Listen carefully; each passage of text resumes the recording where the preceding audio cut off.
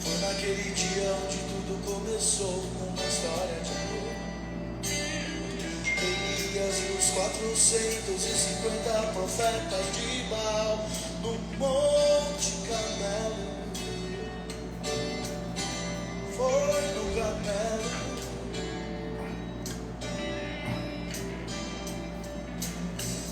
E o pai, distante dos filhos, ele dizia: aonde estão os meus filhos? Aonde estão meus filhos?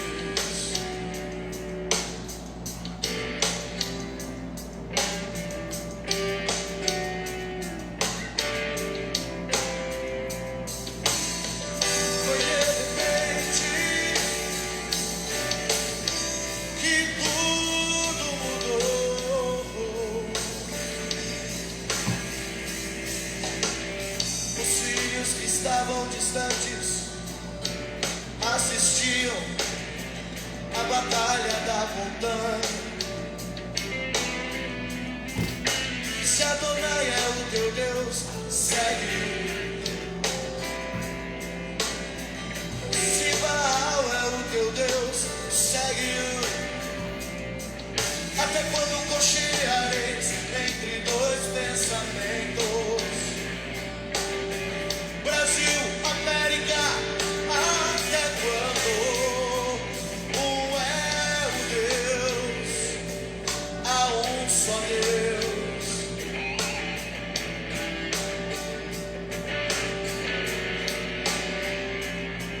E os profetas de Baal clamaram, clamaram até o entardecer.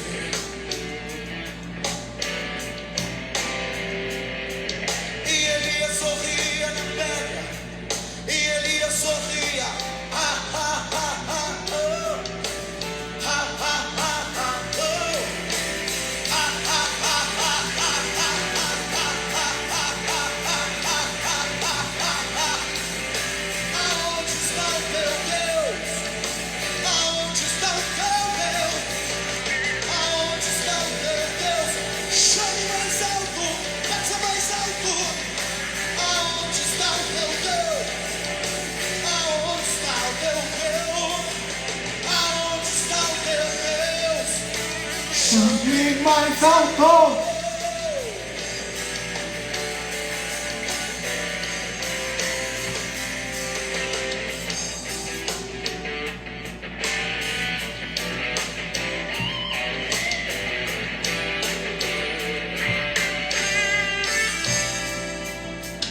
E Elias saltou daquela pedra e foi em direção do holocausto. Ele pediu mais água e encharcou aquele lugar. Oh, que grande homem! Não era pela Babilônia, ele era pelo Deus de Israel.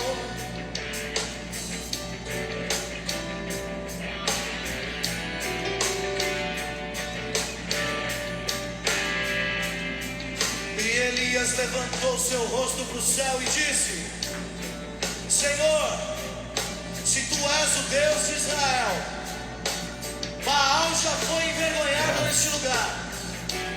Se tu és o Deus de Israel, derrama do teu fogo, derrama do teu fogo. Foi de repente que os céus se abriram. Foi de repente que veio um fogo dos céus. Foi de repente que os céus se abriram. Foi de repente fogo dos céus. Lord fire. I'm on fire. Much fire. Fire, fire. and fire.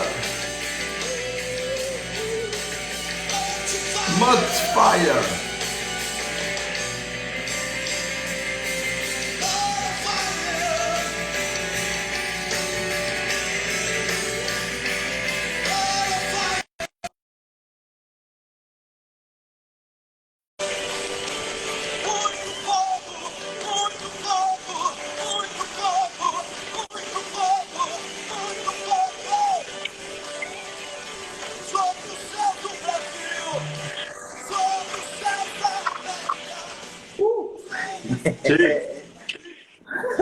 E aí, meu querido?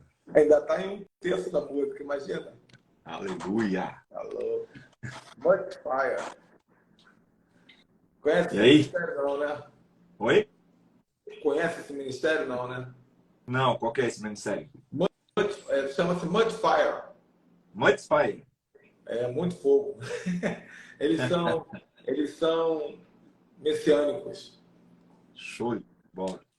Vamos para cima? Vamos pra cima. Tamo aí. Então, gente, ó, estamos aqui com meu amigo Profeta Christopher, que antes era barbudo, depois ficou sem barba e agora ele está no meio termo, né? E meu grande amigo, eu tenho pensado aqui muito em você, Christopher, embora a gente não tenha se encontrado pessoalmente ainda. Eu, quando tento catalogar pelo menos 10 amigos que eu tenho, ou 15, você é um dos primeiros que eu penso, uma pessoa que a gente...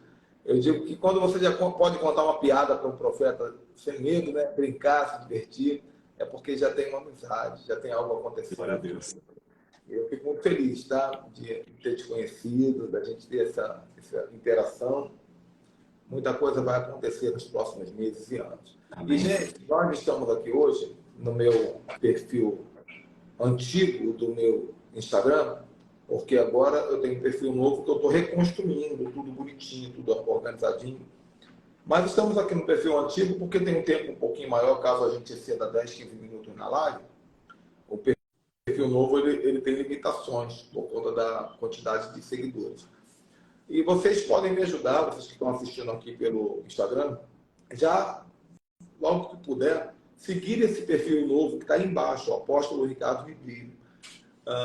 Inclusive, não tem problema nenhum se você sair da live rapidinho, segue lá e depois volta, porque é muito precioso que você siga. E você que está no YouTube, né? Eu deixo a live salva no YouTube, então você que está no YouTube, aproveita também, dá uma corridinha no Instagram e segue lá, @Apóstolo Ricardo Ribeiro. E claro, aproveite e siga também o Profeta Christopher. É só botar Profeta Christopher. Vai em cima ali, do lado esquerdo do celular, ali na flechinha ali. Mas tem muita gente que se enrola, não sabe mexer. Então, Profeta Christopher. E tem um PH no lugar do F. De farmácia. Não, uma coisa que eu aprendi no marketing digital é que você tem que facilitar o acesso das pessoas. Sim. Né? Quanto menos coisa no caminho, melhor. Melhor. Então é só escrever Profeta Christopher com PH. Profeta, nós vamos falar sobre excelência profética. Qual é a visão? Nós, sinceramente, no ano passado, no final do ano passado, após a queda do Bolsonaro e do Brasil junto, eu falei do Espírito, falei no Espírito. Eu sabia que o Bolsonaro ia perder. Eu também sabia. Falei, né? Essa coisa de ficar dizendo, não, vai ganhar de lavada, Deus falou, não, Deus não falou nada. Mas enfim, o assunto não é esse. Quando chegou no final do ano, Deus falou para mim, o ano que vem será um ano de restauração profética, de resgate do caráter profético, da instrução profética. E Deus tem sido tão generoso comigo que até o dom de arte profética eu tenho recebido. Agora mesmo eu estava ali na minha oficininha fazendo essa mesa usar, que eu vou mandar para uma pessoa, que coisa linda, toda gravadinha, toda perfurada, que está escrito aqui, Hashem, que é um nome de Deus, aqui coloca o rolo, né, o pergaminho. Sim. Então, Deus está restaurando o profético com intensidade, porque até a arte profética está sendo distribuída. Né? E eu queria ouvir você falar um pouquinho sobre... Vamos dividir essa live em duas partes. Primeira, o que é que a igreja evangélica pensa que é o profético? O que a igreja evangélica espera dessa questão? E depois, na segunda parte da live, a gente entra sobre o que é o profético de Sim. verdade, né? Eu sei que você tem uma mentalidade muito avançada nisso, inclusive você já está escrevendo um livro sobre isso, né? Então nós temos conteúdo para trazer para esse povo. Fica à vontade. Ah, peraí. Antes de alguém falar que eu estou com a camisa da mão chifrada, que eu comprei essa camisa já tem 1 ano. Eu nunca uso na live para não escandalizar os crentes, né? É a mão chifrada. Então vamos lá. Mão chifrada não tem um polegar. Mão chifrada é isso aqui, né? Que é usado muitas vezes na magia como símbolo do capiroto. Agora, quando você bota esse polegar aqui, descaracteriza a mão chifrada. E eu comprei essa camisa propositalmente, porque ela simboliza o dom que eu carrego. Porque nos 5 ministérios existe o profeta, aliás, o apóstolo, o profeta, o evangelista, que vai mais longe, né? O pastor da aliança e o mestre. Eu não sou nem um pouco pastor. E evangelista também não sou. Mas todo mundo que me conhece sabe que eu sou mestre. Todo mundo que me conhece sabe que eu sou profeta. Todo mundo que me conhece sabe que eu sou apóstolo. Então tá tudo bem, né? Amém. Glória a Deus. Vamos lá então, gente. Bom dia. Tudo bem? Como é que vocês estão? É um assunto que para mim é muito agradável falar. Eu amo falar sobre profético, amo falar sobre profetas, né? É minha vida é nisso. Desde 2008, quando eu recebi uma palavra, Deus tem um manto profético sobre a sua vida. Eu nem sabia direito o que era manto profético naquela época. E aí eu comecei a entrar de cabeça nessa ideia do profético, estudar sobre os profetas e assim por diante, e tentar entender os profetas, né? Até aquele momento ali em 2007, perdão, quando eu recebi essa palavra, para mim ser profeta é aquele que entregava a profecia. Para mim estava bem claro. E eu acho que hoje, ainda dentro da igreja, continua sendo a mesma coisa. As pessoas acham que ser profeta é aquele que entrega a profecia, ou seja, conveniência, né? As pessoas querem ser convenientes. É como você for num posto de combustível, abastecer teu carro, e ali dentro do posto existe a loja de conveniência. E nessa loja de conveniência tem picolé, tem chocolate, tem refrigerante, tem tantas coisas ali que você... É conveniente, já estou no lugar pagando o meu combustível, então é conveniente pegar uma água, conveniente pegar um refrigerante, conveniente pegar um picolé. Então, eu estou dentro da igreja, é conveniente que eu tenha uma profecia. É conveniente. E o mais engraçado, né, é que existem profetas que vão nascer, viver e morrer sem nunca entregar uma profecia. Exatamente. Existem pessoas que vivem entregando profecias de Deus. E nunca vão ser profetas. Não são profetas. Nunca serão profetas. Na minha escola apostólica, que eu falo sobre os 5 ministérios, eu tenho uma escola que... Eu tenho um teste vocacional que eu criei em 2015, 2016. São 160 perguntas. Em cima dessas 160 perguntas, nós damos um direcionamento vocacional para a pessoa. E nessa escola profética, a escola apostólica, eu divido os 3 dons, né? Tem os dons do Espírito, os dons de Deus e os dons de Yeshua, de Jesus. Os dons do Espírito, 1 Coríntios 12, são os dons espirituais, onde há o dom de profecia, mas é um dom espiritual que está aí para quem é. Tanto que Paulo vai dizer, né? Buscai os melhores dons, ou seja, quem busca com zelo vai ter o dom de profecia. Depois eu tenho em Romanos capítulo 12, os dons e serviços, diz, e Deus deu à igreja esses dons. O que é? Diaconia, é de serviço mesmo, é prestar serviço, está lá em 1 Coríntios 12. E depois eu vou ter os dons ministeriais deixados por Jesus. E aí é o apóstolo, o profeta, o pastor, o mestre e o evangelista. Então, dentro desse contexto, eu preciso entender que nem sempre quem está profetizando ou uma palavra profética para alguém é profeta. Ele tem um dom. Ele tem um dom. E aí a gente está confundindo o dom profético com o ministério profético. Que é coisas totalmente diferentes. Então, a conveniência de eu ter uma profecia é muito melhor do que a conveniência de ter um profeta. Por quê? Porque a profecia vai falar coisas boas que vão ser na sua vida. O profeta ele vai querer arrumar o rumo, consertar o rumo. E nem sempre nós estamos dispostos a consertar o rumo. Eu até fiz um stories hoje que uma pessoa falou para mim assim no reservado: profeta, hoje é meu aniversário, libera uma palavra. Eu fiquei muito preocupado. Quase que cuspi água. Eu fiquei muito preocupado porque nunca se pede uma palavra com um profeta, porque se o profeta tiver na ponta da língua uma palavra de juízo, vai acabar com o teu dia de aniversário. você está pensando o quê? Que seu aniversário, o profeta vai falar: parabéns para você, Rabassubenai. Deus tem um carro novo, né? Que é sério. É o que as pessoas pensam. Mas isso é culpa de alguns colegas nossos que ficam lá na internet falando assim, 3 palavras proféticas para mudar a tua vida. E a pessoa fica viciada nessas coisas. Eu não sei o que acontece, Ricardo, que as pessoas parecem que elas têm uma necessidade de alguém dizer que ele vai ser vencedor, que tem uma porta aberta. Eu não sei qual que é a necessidade disso. Vai lá e vença. Vai lá e vença. Vença. Vai lá. A palavra já declarou. O que Isaías e Paulo vão dizer? Aquilo que os olhos não viram, aquilo que os ouvidos não ouviram, aquilo que não subiu ao coração do homem. Essas são as coisas que Deus tem preparadas para aqueles que o amam, o temem e andam segundo o seu propósito. A gente só quer ficar com a primeira parte, mas o andar segundo o propósito a gente não quer, né? Então, e aí vem a conveniência. Ai, Deus vai abrir uma porta para você. Ai, Deus está te levantando. Ai, Deus está fazendo... Cara, amém. Glória a Deus por isso. Uma vez um profeta falou para mim assim: conte 45 dias que eu vou revolucionar. Eu contei, cara. Eu contei. Tão puro, tão, né? Eu contei cada dia.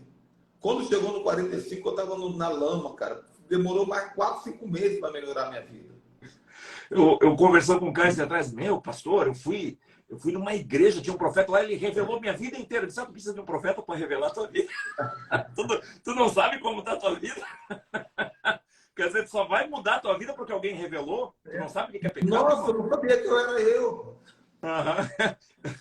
Gente, é umas coisas assim meio absurdas, mas que se tornaram corriqueiras e normalizaram-se dentro da igreja. Talvez esse é o maior problema, Ricardo, porque isso se normalizou. E a gente normalizou o pecado, a gente normalizou as coisas erradas. Eu sempre falo, sabe, o grande problema da igreja é que ela santificou o profano e profanou o santo. O que é santificar o profano? Então, nós santificamos o templo físico. Então, porque Deus está nesse lugar. Porque aqui é a casa do Senhor. E aí a gente profanou o santo. O santo sou eu. Eu profanei o templo de Deus, né, construído pelas mãos de Deus, e santifiquei o templo construído pelas mãos dos homens. Então, a gente profanou demais o templo do Senhor. Demais. Então, nós precisamos voltar a santificar e a purificar isso aqui. E o que acontece? Quando um profeta de Deus, um homem de Deus, vem e fala que você precisa se santificar e se purificar, ele não é profeta. Ele não é profeta. Por quê? Porque ele não está dizendo o que Deus vai fazer, o que Deus vai te dar. Ele está te dando o caminho. A diferença é que um profeta, ele dá o caminho que precisa ser seguido. Leia todos os profetas do Antigo Testamento. Se você pega Natan, quando Natan chega diante de Davi, Davi era um homem sanguinário. Davi não pensava 2 vezes em pegar na espada e enfiar no peito de quem fosse contra o seu reinado. E Natan chega e diz assim, teve um homem que foi lá e roubou, e matou, e fez isso. Ele disse, quem é esse cara? Eu vou lá, vou matar ele. Ele disse, esse cara é você. Você não está dizendo? Esse cara é você. Mas o que a gente quer hoje? O que os reis querem? O que os líderes querem? Alguém que chega e diga, Deus vai te levantar. Eu vejo que você terá um governo promissor. Cara, as pessoas não querem a verdade. Nós trocamos a verdade por uma meia-verdade. E uma meia-verdade é uma mentira inteira. Eu costumo dizer que as pessoas elas têm que sair de cima do muro, apóstolo. As pessoas têm que sair de cima do muro. Gato em cima do muro leva a pedrada dos 2 lados. Gato em cima do muro leva a pedrada dos 2 lados. Ou eu estou com Deus, ou eu não estou. Não tem meio termo para nós. Chegou um tempo, eu até compartilhei na live ontem de manhã com o apóstolo Marco, eu tive um sonho. E nesse sonho Deus me levou por cima de um condomínio quadrado muito grande, bonito, com casas lindas, vários tamanhos de casas. E de repente eu fui para frente daquele condomínio e o muro estava terminando de ser construído, eles estavam construindo uma porta de entrada, um pórtico de entrada naquele condomínio. E o Espírito do Senhor me disse assim, o condomínio está quase pronto. Ou seja, está chegando o tempo das moradas estarem prontas. E nós estamos brincando de ser igreja quando nós deveríamos estar nos posicionando como igreja. A igreja posicionada, ela é luz para o mundo. A igreja que está em cima do mundo, ela se torna trevas para dentro da igreja. Então, em vez de a gente estar levando a luz para o mundo, a gente está trazendo as trevas para dentro. Então, eu preciso me posicionar. Eu sinto que nós estamos caminhando nessa live com um assunto mais específico que é uma maturidade espiritual. Maturidade. Porque nós, assim, esse tempo de pandemia que nos colocou nas lives aqui, trazendo material bem sólido para o povo, muitas pessoas que são de igrejas humildes, de pastores que são homens de Deus, mas às vezes desprovidos de profundidade. Então as pessoas entram na internet e elas começam a ouvir muita coisa profunda aqui. Sim. Mas no meio do profundo, há o falso profundo que tira você da conexão com Deus, né? Então eu tenho muito preocupado, por exemplo, eu tenho uma experiência de mais de 20 anos com anjos. Faz parte do meu ministério, anjos. Mas eu raramente falo disso. Porque se eu começar a falar disso aqui, minha audiência multiplica por 1000. Só que pessoas que não querem mais saber de Deus, elas querem anjo. Querem anjos. Entende? Então, a mesma coisa são esses atalhos proféticos, onde as pessoas querem receber aquilo que a Bíblia já diz, porque já perderam a fé na Bíblia. Eu tive uma experiência muito grande, há uns 4 anos atrás, um pouquinho antes da pandemia, que eu fui viajar no dia do meu aniversário, estava viajando sozinho, e eu estava meio triste. Fui pregar numa igreja, né? Estava meio triste, estava no hotel, e eu congregava numa igreja lá em Teresópolis, na Lagoinha, lá de Teresópolis. Eu mandei um zap para o pastor, era meu pastor na época, gente boa, cara, pastor Alexandre. Meu pastor, meu aniversário hoje, cara. Quero que você me abençoe, que eu vou pregar aqui no final de semana. E ele cara, ele tem uma mente muito rápida. E ele falou assim, fala, Vaz, você não precisa da minha bênção, não. A Bíblia diz, bendito seja o Deus e Pai do nosso Senhor Jesus Cristo, o qual vos abençoou com toda a sorte de bênçãos celestiais. O que ele fez, cara? Ele me realinhou. Nunca mais eu tive coragem de pedir bênção para ninguém. A não ser para pai e mãe. Porque a Bíblia nos orienta. Por quê? Porque nós carregamos as bênçãos. Então, conforme você vai entendendo que a Bíblia tem promessas e palavras, nós vamos desapegando dessa necessidade superficial de ouvir homens dizer o que nós temos que fazer, com quem nós vamos ter que casar. Porque tem de profeta casamenteiro na igreja, mano. Meu Deus, misericórdia. Só destrói a vida dos outros. Profeta que dá o sexo do neném, aí nasce o contrário, vira gay, recebe uma maldição de distorção sexual, sabe? Então, culpa nossa também que pedimos isso. Temos que ter muito cuidado com isso, não é verdade? Sim. E aí a gente entra nessa questão da excelência profética. E a excelência profética, excelência, ser excelente, né? A excelência profética passa talvez pelo crivo, apóstolo, e a gente entender o que é ser profeta nos dias de hoje, e a igreja entender o que é um profeta. Mais do que eu sei o que é ser um profeta, eu aprendi a ser um profeta. Eu não sou um profeta de conveniência, talvez eu sempre falo, ou as pessoas me amam, ou elas me odeiam. Não, para mim não tem meio termo. Ou tu me ama, ou tu me odeia. Quer me amar pelo meu ministério profético? Amém. Quer me odiar? Amém também. Os profetas foram tanto odiados quanto amados na Bíblia. E eu entendo isso hoje. Eu não estou em busca de seguidores de Cristo. Eu estou em busca de seguidores de Cristo. Né? Eu estou em busca de seguidores de Cristo, porque eu estou seguindo a Ele. Quer vir junto comigo? Vamos seguir Jesus, cara. E o que Jesus pregava? Arrependimento. A primeira pregação de Jesus, arrependei-vos, ó terra de Naftali e Zebulon, porque lhes é chegado o reino dos céus. A palavra de Jesus não era doce, como a gente vê. Ele não era aquele Jesus bonitinho, como a igreja romana romanizou Jesus. Jesus era duro em suas palavras. Ele era um homem carregado de amor e de compaixão, mas as suas palavras eram poderosas. Tanto que se você pegar o ensinamento do monte, e quando ele desce o monte, o que as pessoas dizem? Nossa, ele fala como alguém que tem autoridade nas suas palavras. Então eu quero seguidores de Cristo. Eu não quero seguidores de Cristo. Se você quer me seguir, você vai ter que seguir Jesus junto comigo. E o profeta hoje, os profetas de hoje, os profetas de conveniência, eles perderam totalmente o significado do que é ser profeta. Quando você vai na semântica, quando você vai na etimologia do profeta, a palavra profeta na etimologia é nabir, né? E nabir é porta-voz. E o porta-voz é um orador, é aquele que fala. É aquele que fala por intermédio de alguém, ou fala por alguém. Então eu posso ser um porta-voz seu. Se eu for o teu porta-voz, Ricardo, eu preciso falar aquilo que você me mandou falar. Isso só. Porque se eu falar algo que você não me mandou falar, eu vou transgredir a palavra que você me pediu. Se eu chegar assim, profeta Cristo, eu preciso que você vá lá e diga para aquele povo assim, assim, assim, assim. Aí eu, pô, mas a palavra do Ricardo é muito dura. Eu vou lá e eu mudo o que você pediu. Eu transgredi a palavra. E hoje nós estamos tendo o quê? Profetas transgressores da palavra. Porque eles não estão falando, eles não estão sendo porta-voz de Deus, eles estão sendo porta-voz das suas vidas almáticas. Eles estão trabalhando na alma das pessoas e não no espírito. Então, existem basicamente 3 teorias sobre a origem da palavra Nabi, né? A primeira teoria da palavra Nabi vem de Nabar, que é aquele que anuncia. Então, um profeta, ele anuncia o quê? Né? Ó, João Batista foi considerado profeta. O que João Batista fez? Ele anunciou a vinda do Messias, do Cristo. Ele disse, eu sou um anunciador. Então, João Batista ele foi um Nabar, aquele que anunciou a vinda. Hoje nós precisamos dos novos Nabar. O que são os Nabars de hoje? Aqueles que estão anunciando a volta. Verdade. Só que por que a gente não anuncia a volta? Porque anunciar a volta é a cruz. Quem quer ir para a cruz? Ir para a cruz é renunciar a todos os meus pecados, as minhas vontades, os meus desejos. Quem está anunciando renúncia de desejos, pecados e vontades para anunciar a volta? Porque assim, queridos, eu vou falar uma coisa bem séria para vocês. Jesus Cristo não vai vir buscar uma igreja transgredida do jeito que está, não.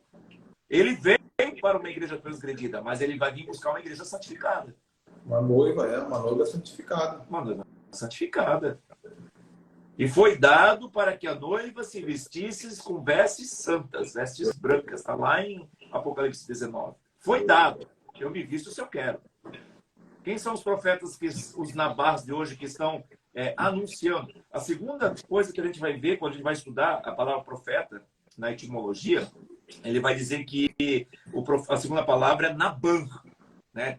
Tem Nabar e Naban, que significa borbulhar, ou significa fermentar, ou extravasar nas palavras. Então, um profeta é aquele que não tem medo de borbulhar a verdade, de extravasar a verdade. Posso falar isso? Não sei, talvez as pessoas vão se escandalizar com o que eu vou falar agora, mas eu estou cagando e andando se minha palavra for dura. E eu Claro. E sabe o que é interessante? Quando a palavra vem com violência dura, parece que eu... tem uma irmã aqui da igreja assim, pastor, ficou roxo, pode se preparar que lá vem. Ficou roxo, pode se preparar que lá vem. Né? Verdade. Então a gente precisa borbulhar. Cara, eu borbulho por aquilo que o Senhor tem para minha vida, cara. Aquilo que o Senhor tem para a sua vida, para a nossa vida. E a terceira teoria é da palavra que vem do acadiano, que é Nabu. Olha só, né? É Nabar, Naban e Nabu, que significa aquele que chama, aquele que é chamado por Deus. Então, ele chama Deus e é chamado por Deus. Então, o profeta, ele precisa anunciar, ele precisa borbulhar dentro dele a palavra do Senhor e ele precisa ser chamado por Deus. Então, o profeta, ele não é chamado pelos homens. Eu não quero ser conhecido pelos homens. Você é um profeta, porque eu quero ser conhecido como profeta por ele. Eu quero ser chamado por ele. E isso para mim é importante. E assim, Apóstolo, está travando a minha live aqui? Ou está normal para ti? para mim está perfeito. Então beleza. Tranquilo.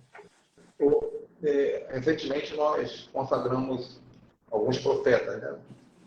E um desses profetas, eu percebi que ele ficou afoito logo na semana seguinte, querendo mostrar serviço, né? Liberar uma palavra para o povo, não sei o quê. E eu chamei e falei, filhão, se preocupa não, cara. Você não precisa mudar nada, porque tem profetas que nasceram e viveram para entregar apenas uma profecia. Porque não tem essa coisa, eu sou profeta, então o tempo todo eu estou profetizando. Agora, por outro lado, o profeta ele tem uma voz diferenciada. Sim. Eu fiz uma live anteontem falando sobre evangelismo profético, que foi uma coisa que Deus me deu recentemente. Eu falei, nossa, eu nunca fui bom de evangelizar, eu não tenho dom de evangelista, eu não sou evangelista. Só que eu percebi que todo lugar que eu vou, quando eu abro a boca, as pessoas choram. Né? Eu abro a boca, qual é seu nome? João. Eu pá. Quando eu vejo a pessoa está chorando. E as pessoas falam, onde é que tu mora? Como é que faz para ter contato contigo? Eu falei, meu Deus, eu descobri uma maneira de atrair as pessoas para Jesus sem falar Leia esse folhetim, que não tem nada de errado nisso. Sim. Mas é um evangelismo profético. Então, são características proféticas que são fora da caixinha, né? E a caixinha fala que você vai ter... Eu lembro, ô Christopher, na época que eu era pentecostal, que eu até ensinei. Primeiro me ensinaram. Eu ensinei, garoto novo, que a profecia tem que começar com assim diz o Senhor. E terminar com a minha graça te basta. Se não tiver isso, não foi Deus que falou. Já ouviu isso? Já ouvi. Já ouvi outras teorias também. Então, na base é outra coisa. Começar com uma rajada de línguas, uma tonalidade. tonalidade. A profecia tem que ter línguas, porque senão não tem profundidade. Não, porque senão não tem interpretação. E tem que ser uma tonalidade diferente. Então você está lá, todo mundo na igreja fica quietinho. Todo mundo fica quieto na igreja. Alguém vai falar alguma coisa. Se ninguém falar, algum dos irmãos se manca. Eu falo, vou interpretar essa. E o que for, né? Até que é isso que te falo, filho. Então, foi estigmatizada essa ideia muito superficial de profecia. E é até engraçado que às vezes o pastor está pregando a palavra mais profunda do mundo. E de repente o profeta abre a boca para entregar o manto. Todo mundo fica quieto e a pregação para, porque o manto é mais importante do que a palavra. Eu tenho um conhecido lá do Paraná, um apóstolo, muito conhecido ele. Muito conhecido. Não gosto de citar o nome não, mas ele é muito conhecido na batalha espiritual. E ele uma vez foi pregar numa igreja e ele falou assim: hoje eu vou pregar sobre a cruz. Tem tempo que eu não prego sobre a cruz. Vou pregar sobre a cruz. Só pregava de batalha espiritual, só de demônio. Batalha espiritual, a gente fala muito de demônio, né? Eu preguei muito de batalha espiritual minha vida inteira. Vou pregar sobre a cruz. Uma igreja grande. Quando ele abriu a Bíblia e leu o texto da crucificação, antes dele começar a falar, uma senhora lá atrás, de coque mesmo, daquela, levanta, remei que é para tu crer. Homem, é que te digo, tu sabes que não é essa palavra que coloquei no teu coração. Quero que pregues aquela outra palavra. E ele disse que ficou balançado. Qual foi a outra palavra? Ficou procurando. E de repente o Espírito Santo falou para ele assim: filho, a única pessoa que não quer que pregue a cruz, você sabe quem é. Aí ele olhou para a mulher e falou assim: olha, a única pessoa que não quer que pregue a cruz é você, Satanás. Sai dela! A mulher caiu no chão. Entende? O que eu quero dizer? A profecia que quer manipular a palavra, que é a maior de todas as profecias. A profecia ela precisa começar e terminar em Jesus. E Jesus é cruz. É pregar a cruz. Então a profecia que não tem cruz, a profecia que não prega Jesus, ela é uma profecia errante, né? Porque a profecia ela fala de salvação. Então Deus não vai trazer nenhuma profecia para te tirar da presença. Eu já vi muitas profecias para tirar as pessoas da presença. Até porque existe uma outra questão que no Antigo Testamento as pessoas confundiam muito o profeta Nabi com o profeta Roer, né? E o profeta Roer era vidente, então as pessoas viam muitos videntes como profetas. Qual a diferença entre um vidente e um profeta? O vidente, ele adivinha o futuro. O profeta vê o futuro. Uau! Essa é a grande diferença. Então, o profeta, ele fala daquilo que ele já viu. O vidente fala daquilo que ele acha que pode acontecer. Nós tivemos muitos Roer em outubro do ano passado. Dizendo, Bolsonaro já ganhou, Bolsonaro vai ganhar. Cadê esses videntes? O vidente, ele escandaliza mais a igreja do que um Nabi. O Nabi, o profeta, que é chamado Nabi, é aquele que vê o futuro e que fala daquilo que ele viu. O vidente é aquele que acha o que vai acontecer. E hoje nós temos muitos videntes dentro da igreja. Então nós podemos dizer que a profecia verdadeira é aquela que tem um olhar para o futuro. E se nós queremos uma profecia verdadeira hoje dentro da igreja, que tem um olhar para o futuro, tem um olhar para a salvação. Profecia que não conduz a igreja para a salvação é uma profecia de videntes.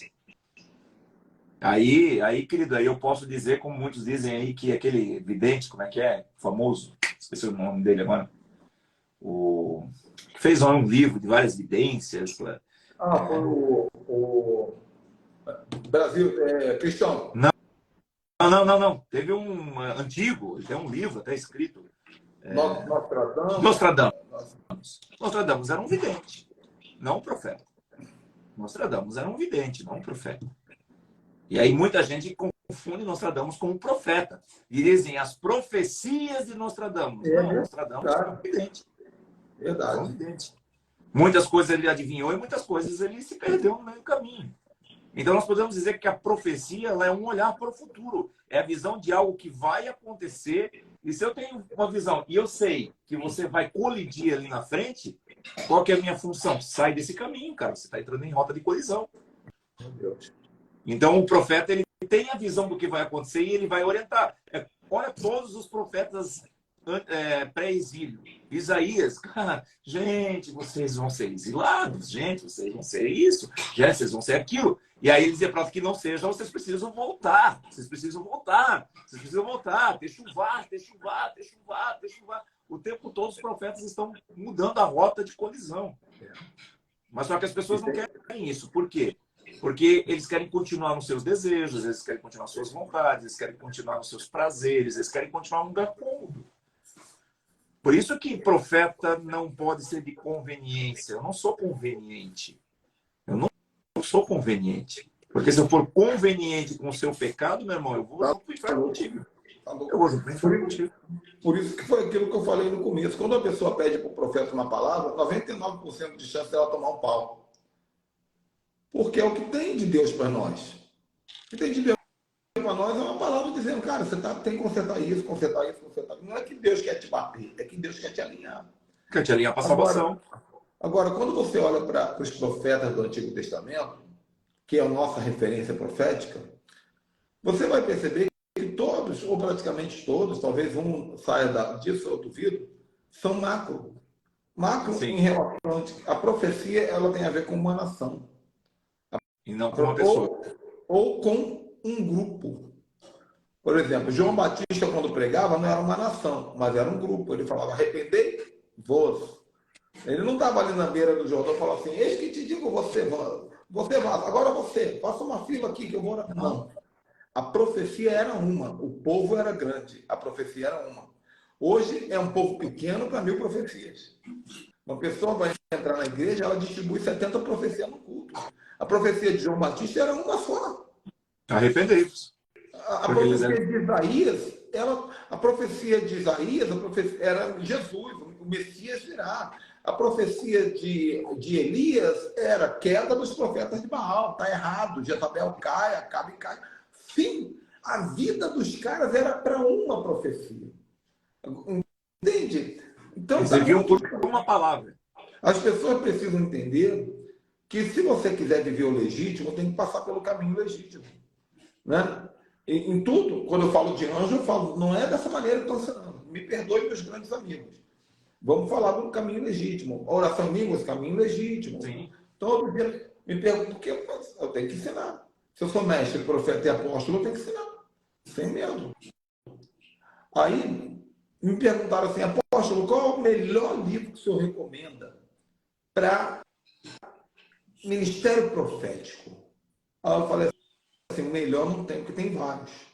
Eu acho que você tem que começar com Isaías, depois vai para Malaquias, você pode pular depois para Obadias, passa por Sofonias, são Jeremias, Ezequiel. Daniel. Esses são livros, cara. Você vai ler o livro e fala assim, nossa, é assim que se faz, é isso que é ser profeta. Para que mais? É claro que nós fazemos os livros para dar um suporte introdutório. Sim. Um suporte introdutório. Mas o filé mignon, a maior escola do profeta são os livros da Bíblia e a crise, a dor. É isso que te aperfeiçoa. É isso a dor te aperfeiçoa. Não é verdade? Ó, então, só para a gente concluir essa parte, até se alguém quiser escrever aí, a diferença entre um profeta e um vidente é o quê? O profeta fala aquilo que ele vê dentro do coração de Deus. E o vidente fala aquilo que ele está tentando adivinhar. Porque um vidente não escuta o coração de Deus. O profeta, ele escuta o coração de Deus. Então, essa é uma grande diferença. Nós precisamos de profetas que estejam conectados ao coração do Pai. né? Profetas conectados à intimidade novamente com o Senhor. Porque eu vejo pessoas que estão totalmente desconectadas disso, apóstolo. Totalmente desconectadas do coração de Deus. Sim, São claro. tantas profecias que eu já ouvi, tanto absurdo. Tanto absurdo. Mas você viu a profecia que a mulher falou que Deus está curando tua moela para outra mulher? A tua moela? Moela. Quem tem moela é galinha. É galinha. No meio da igreja, lotada. Deus está curando tua moela. Ah, meu pai. O que eu vou fazer com uma pessoa dessa? Tem que dar uma surra de gato morto até mear.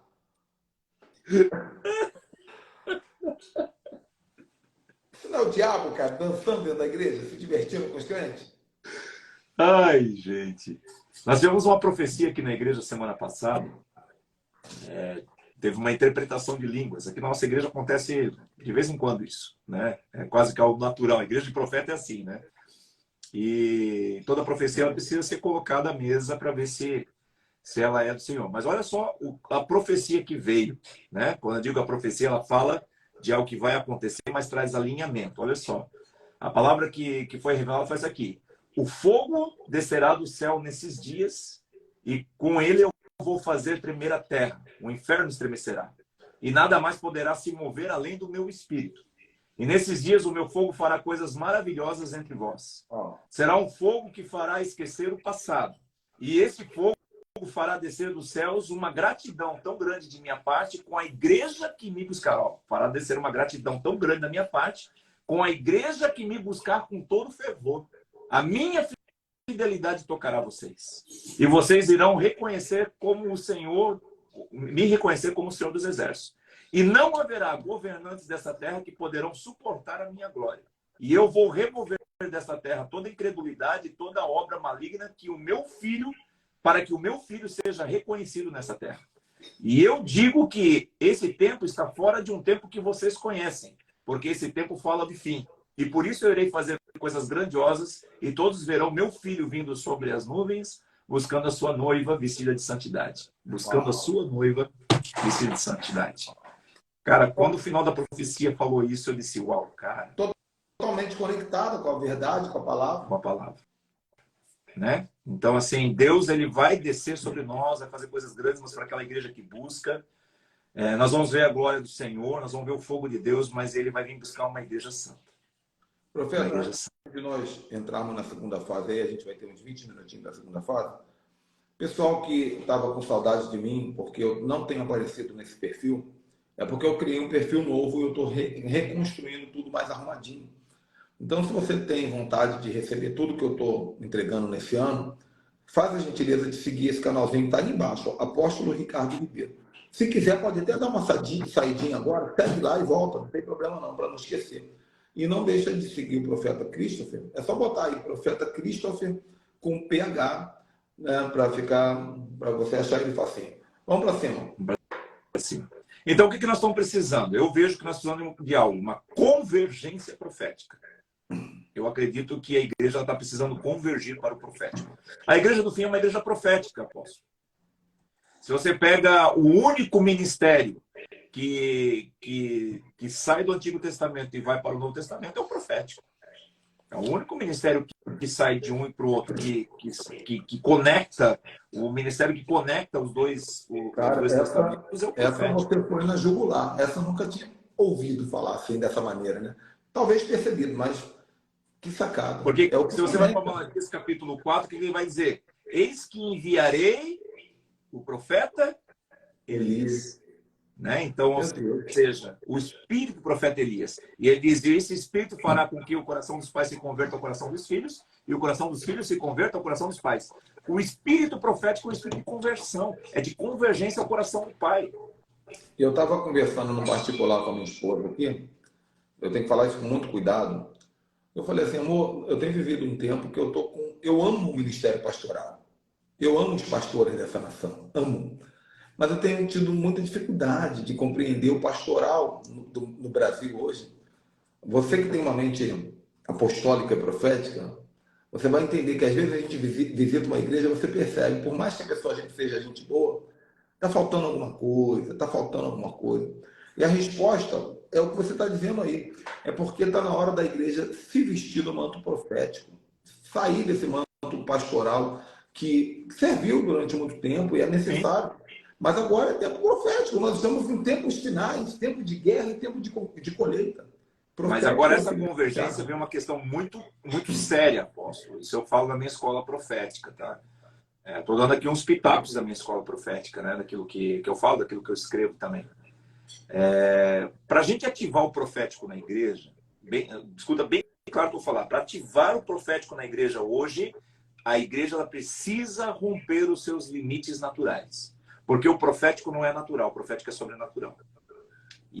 E a gente ainda está... Ou seja, a gente precisa ultrapassar esses limites impostos pela religião, a gente precisa ultrapassar os limites impostos pelos nossos pensamentos, pelos nossos sofismas, porque para avançar na profecia, para avançar no profético, a gente vai precisar destruir todo o argumento religioso que foi criado. E a primeira coisa que a gente vai ter que destruir é destruir essa ideia do que é o profético. A igreja vai ter que destruir com essa ideia, gente. E como é que nós vamos destruir? Não aceitando mais esse tipo de profeta. E aí, como é que nós não vamos aceitar mais? Porque, mas se eu deixar de seguir esse profeta, se eu deixar de aceitar esse profeta, eu não vou ter mais profecia? Não, você vai ter salvação. Eu prefiro salvação do que profecia. Eu prefiro a salvação do que a profecia. Então, nós precisamos quebrar esses sofismas, nós precisamos quebrar essa questão religiosa que foram criadas em nossas mentes durante tantos anos de religião. Porque eu vou dizer para você, sabe pelo que os profetas estão contaminados hoje? Por uma mentalidade romana, grego-romana. Sem medo de errar. 99% dos profetas que eu vejo por aí estão contaminados por uma mentalidade grego-romana, tá? Que vendem a profecia. Porque hoje vender profecia traz dinheiro, meu irmão. Tá? Hoje vender profecia traz dinheiro.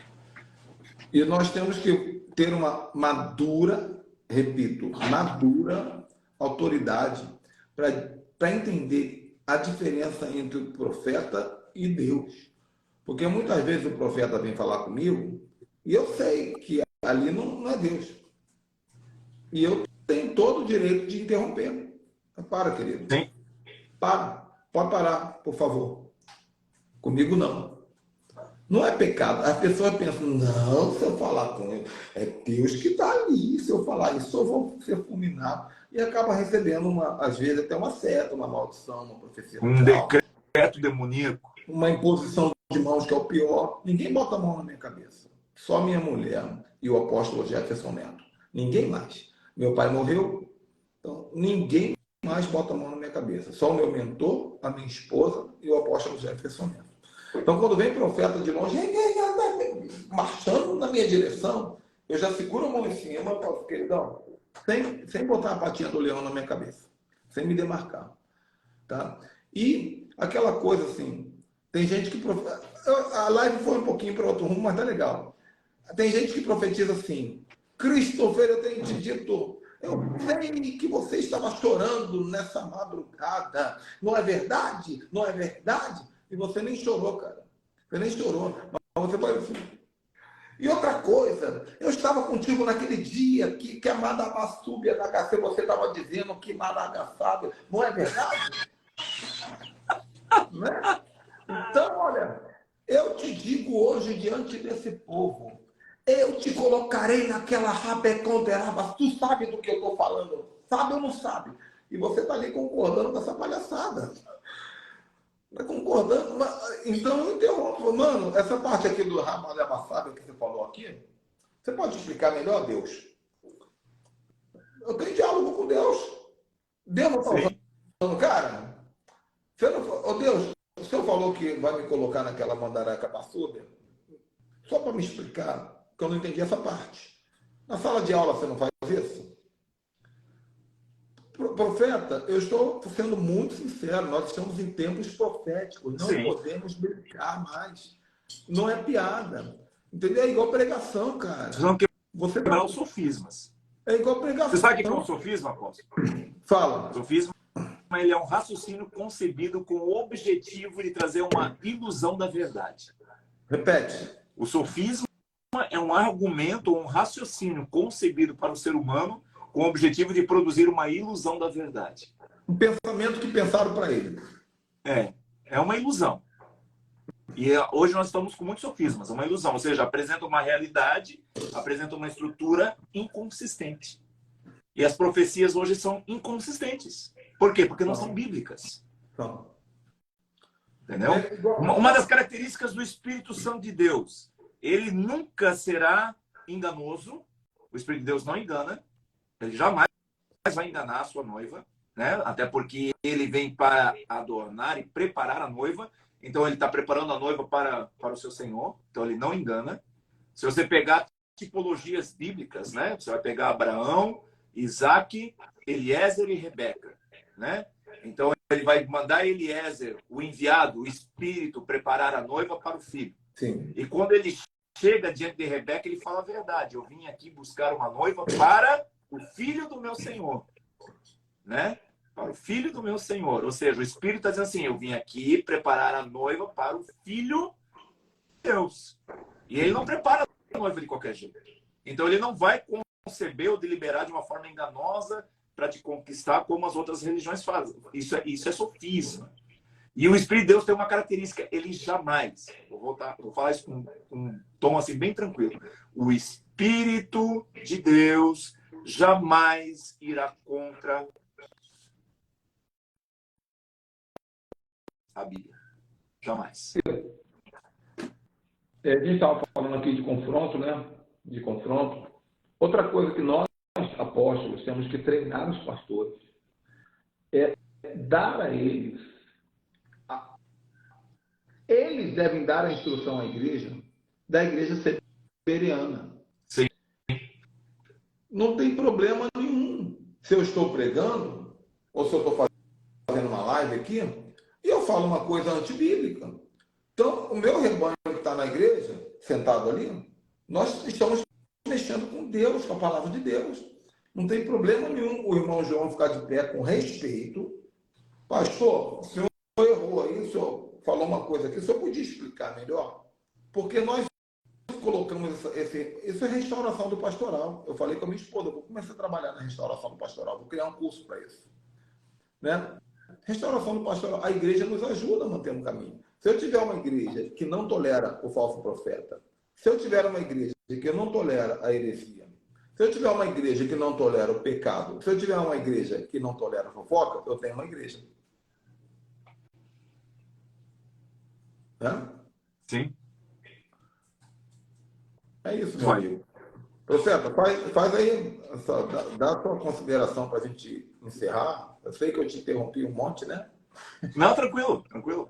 Eu acho que é uma construção, né? A gente está construindo algo juntos, né? Mas eu vou te falar. Todos nós temos algo bom para Você ficou bonitinho com essa barbinha curtinha. Amém. Você fica bonito de todo jeito, cara. Não, olha, não tem nada com a mentira. Estou falando sério mesmo. Se eu botar essa barbinha assim, cara, eu fico parecendo um D'Artagnan. Ficou bem. Pô, você tá de parabéns, ficou ótimo. Amém. Mas fala para nós. Eu queria fazer uma consideração final com Provérbios 29, 18, que diz que aonde não há profecia, o povo se corrompe. Por que nós estamos com o povo tão corrompido? Porque não tem profecia. Sim. Ah, mas eu recebi uma profecia lá na igreja, profeta. Não, você recebeu uma palavra de um vidente. Profecia verdadeira, ela vai te colocar no caminho. Esses tempos atrás eu estava na casa de uns conhecidos nossos e tinha 2 pessoas naquela casa. E eu já entrei incomodado, cara.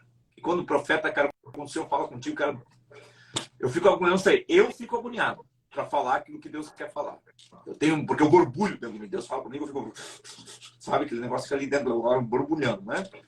E eu olhando para a cara daquela moça e Deus falando comigo sobre ela, sentei na mesa, a gente foi tomar um café, depois de meia hora ali, ele disse, olha aqui para mim. Nagasu, não, nada disso. Eu não usei em nenhum momento nenhuma palavra em línguas. Ele disse, olha, o Senhor me mostrou assim, assim, assim, assim. A tua vida está desse jeito. Ela já começou a chorar e disse, meu Deus, você falou coisas que só eu sabia. Quando a pessoa diz coisas que só eu sabia, então está na veia. Né? Ó, o Senhor quer fazer isso com você. Beleza, lindo que o Senhor queria fazer com ela. Só que para ele fazer isso, você vai ter que consertar isso. Aí quando veio a parte do conserto, irmão, Aí não foi muito agradável a profecia, não. Porque eu sempre falo assim, toda profecia verdadeira, ela é para conserto. Então, se eu chegar para você, hoje, apóstolo, colocar uma chave em suas mãos, está aqui a chave para abrir a porta, e eu não apontar a porta, essa profecia não serviu de nada. Sim. Ou se eu te apontar a porta e não te dar a chave, também não Mesma serviu de coisa. nada. A porta continua fechada. É. O problema é que a gente está Continua fechado. bombando as portas. Ele está forçando as portas. E os profetas de hoje estão forçando algumas portas. Talvez esse é o maior problema hoje da igreja brasileira. Extraordinário. Extraordinário. Que live boa, que live boa. Muito bom mesmo. Gente, esse assunto profético, ele me incendeia, porque além de ser um assunto fascinante, é o assunto desse momento. Quando nós falamos o assunto do momento, Deus honra, né? A presença de Deus honra. Então, eu espero que vocês que estão online aí tenham recebido alguma coisa. Se você ainda não segue o Profeta Christopher, mais uma vez eu digo, até para quem está no YouTube também, tem que dizer, porque não está escrito para quem está no YouTube. Siga aí no Instagram, siga Profeta Christopher, só que é PH no lugar do F, que sempre deveria ter sido, né? O F não surgiu há 20 anos atrás. Era legal antigamente, farmácia, era com PH, né? Sim. E você sabe qual é a diferença do P para o F? Aí fala porque eu não sei. Vou te falar. O F é apenas a letra F. Agora, o P e o H, eles mudam totalmente o ministério de uma pessoa. Porque o P é a letra P, que na verdade também é o Fei do hebraico, Sim. mas é mais o P. E o P, eu falo isso no meu novo livro, que inclusive, quem quiser ainda tem algumas unidades. Exportado do Aleph Bet. Deixa eu abrir aqui o P para você.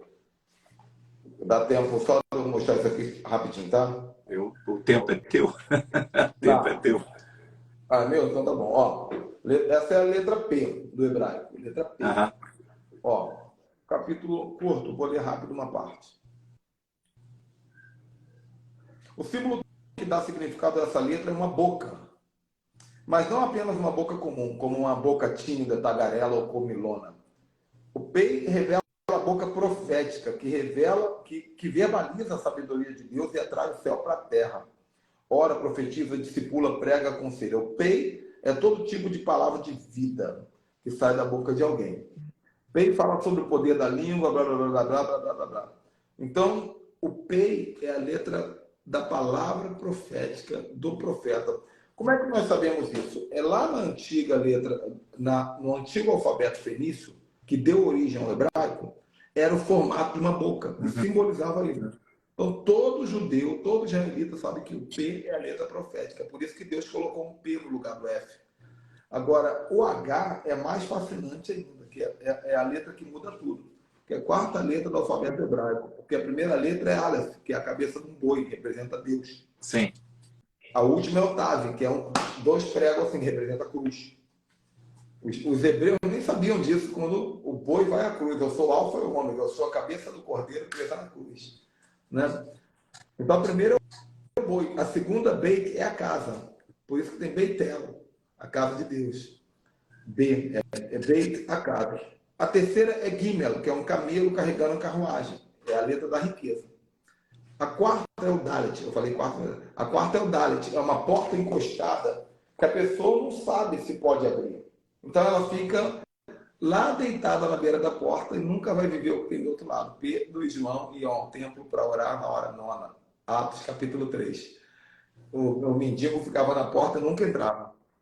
Então, nós temos aqui a cabeça do cordeiro, nós temos aqui a casa que nós vamos morar, nós temos aqui as riquezas e temos o Dalet, que é a porta encostada. E o que é o rei, que é o H do teu nome? O rei é quando a porta abre, você entra por ela e você chega do outro lado. E ela significa literalmente rei, porque é um universo de possibilidades que aparece do outro lado da porta. Por isso que Deus deu um rei para Abraão. Porque ele precisava, ele ganhou um ar e um rei. De Abraão virou Abraão. Né? Então, porque Deus aumentou a paternidade e deu para ele um universo de possibilidades. E para Sara, parece que Deus tirou, mas Deus não tirou, ele trocou. Ele tirou o I e botou H. De Saraí, que era o pequeno, Iod, ele colocou Sará. Deu um rei para ela também, deu um rei para cada um. Então você carrega esse poder do profeta e você carrega o poder do rei. Qualquer coisa que você quer. Se você quiser alcançar as outras letras do alfabeto hebraico, tem que passar pelo rei, que é o portal. Né? Esse é o teu chamado, esse é o teu ministério, né? E olha que legal, Christopher. Vem Cristo, logo vem o profeta e depois vem o rei. Que é isso, hein? Muito poderoso isso, hein? E o meu segundo nome, para quem não sabe, é Eliezer. Meu Deus, Eliezer. Eliezer é o que une a igreja a Cristo. Então, todo esse meu diálogo foi para fazer propaganda do meu novo livro, O Exportar do Acidente. Quem quiser me chama no direct. Profeta, obrigado pelo seu tempo. Eu que agradeço. Vamos marcar outros. Muito bom. Deus abençoe. Amém. Tchau, gente. Deus abençoe.